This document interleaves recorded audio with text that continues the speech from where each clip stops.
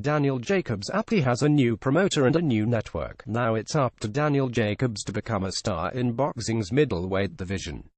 That quest begins Saturday night when the former middleweight champion from Brooklyn takes on Luis Arias at Nassau Veterans Memorial Coliseum on Long Island. It will be Jacobs' first fight after failing to dethrone Gennady Golovkin last March at Madison Square Garden. Jacobs' 322-29 KOS lost a unanimous decision that night, but ended Golovkin's streak of 23 wins by stoppage.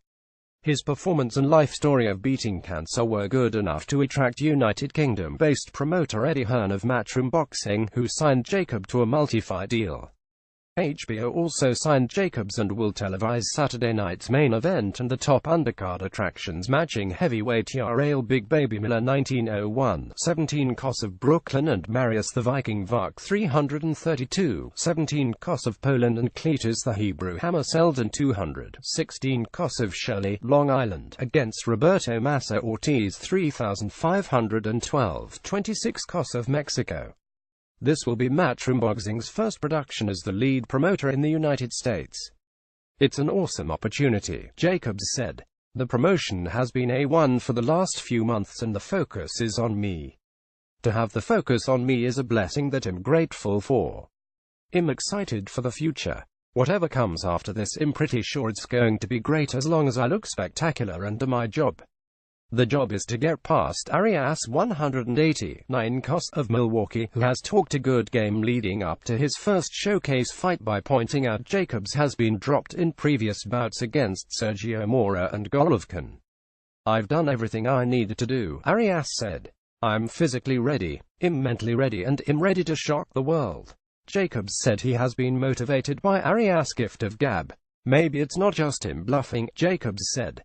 I have to take it as a guy who believes he can do what he says he can do. He says HES going to be in the center of the ring and that means HES got a fighter's mentality. That's what fans want to see, is someone who will put it on the line. Jacobs may have lost to Golovkin, the linear middleweight champion, but he came away from the fight knowing he was capable of winning. Jacobs was dropped in the fourth round of that fight but recovered and came on strong in the later rounds. He lost 115,112 on two cards and 114,113 on another.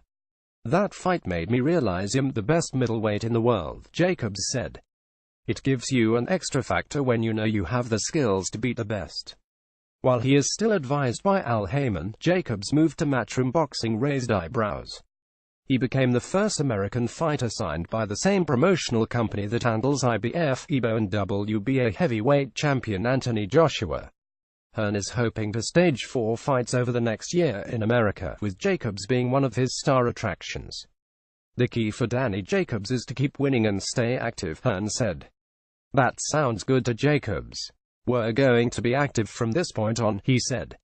A fighter in his prime needs to stay active. A fighter who doesn't have certainty when HES going to fight again, it's hard for him to stay mentally ready.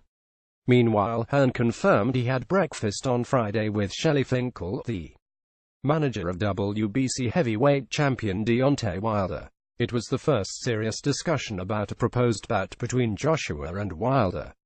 I think the first meeting was important to lay down the marker, Hearn said. I wanted to make a statement early in the meeting that we want this fight.